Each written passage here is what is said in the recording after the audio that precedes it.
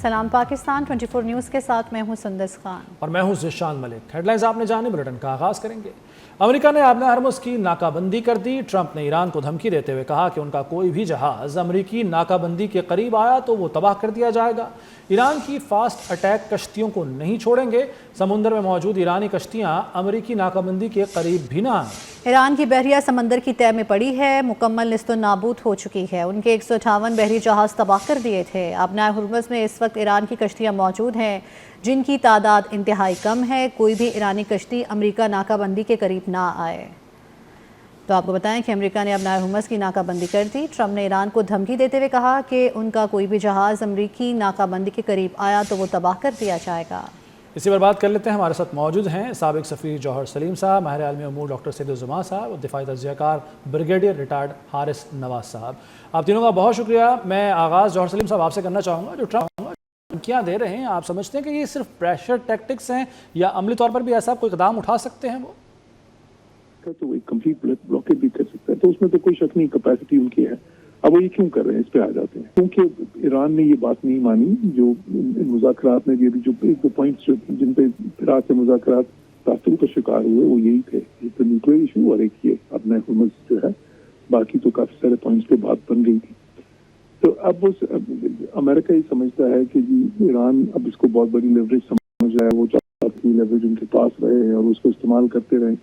लेकिन ये सूरत हाल अमेरिका को काबिल कबूल नहीं है अमेरिका के लिए। ठीक है सर, साथ रहिएगा। डॉक्टर सैयद-उज़्ज़मा साहब, आप फरमाइएगा, आप क्या समझते हैं कि इस तरह की धमकियों के बाद और अभी खासतौर पर जंगबंदी का जो की मुद्दत है वो अभी बाकी है, अभी दिन बाकी हैं उसमें, तो क्या हालात पैदा हो जाएंगे इसके बाद ट्रंप जो धमकियाँ दे रहे हैं? प्रेसिडेंट ट्रंप की स्टेटमेंट को ना भूलिएगा जब उन्होंने कहा कि एक सिविलाइजेशन सफ़े हस्ती से मिटने वाली है। इसका मतलब यह है कि न्यूक्लियर वेपन की यूज की भी धमकी दी गई। ये जंग अजीम स्वयं में तब्दील हो सकती थी। देखिए, स्ट्रेट ऑफ हॉर्मुज़ की बंदिश की वजह से बिलियंस ऑफ डॉलर्स का लॉस हुआ जो कि आगे ट्रिलियन में तक पहुंच जाएगा। ग्लोबल रिसेशन के खतरात हैं।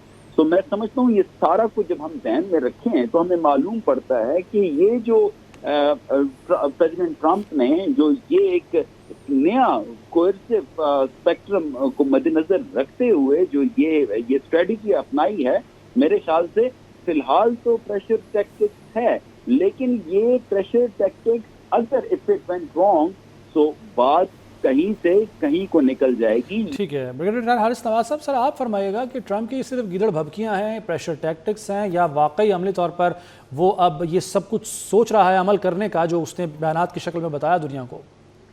अब आप अगर ये बात करेंगे तो ईरान ने अगर पहले अपने अगर हिम्मत की तो दो तो पहले अपनी सुनी स्टेट और मूर को खुलवा लिया। उस वक्त आपके जो एक साथ कैरियर आए थे उनको भी नुकसान हुआ, वो भी पीछे आजाद 15 किलोमीटर चले गए।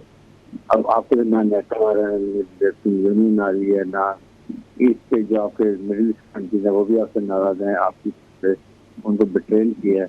तो आप बच्चा अकेले आपकी पब्लिक भी आपको साथ नहीं दे रही है, आपकी मिलिट्री भी इंटरेस्ट नहीं चाह रही है इसका कोई आप ऑपरेशन हो। तो व्हाट यू वांट इट, आपको क्लियर होना चाहिए कि आप लड़ाई को जीत नहीं सकते हैं। आप ठीक है मॉरल विक्ट्री कह लें, आप फेस करने के लिए कह देंगे जैसे आपने किए। ईरान इम्पैक्ट भी हुई है, मिसाइल के पास भी पास है। ठीक है, ब्रिगेडियर रिटायर्ड हारिस नवाज साहब, डॉक्टर सैयद-उज़्ज़मा साहब और जौहर सलीम साहब, आप तीनों का बहुत बहुत